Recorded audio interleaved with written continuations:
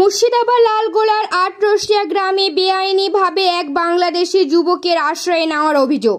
লালগোলা থানা পুলিশের গোপন অভিযানে গ্রেপ্তার করা হলো ওই বাংলাদেশিকে।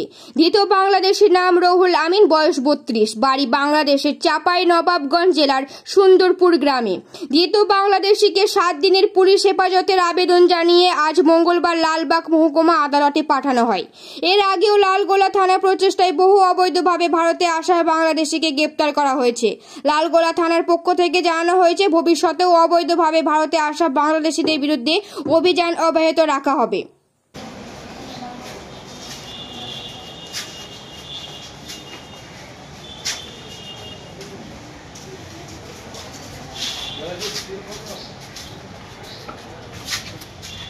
দেবাশিস এই দিক দিয়ে স্ট্রিট ফটো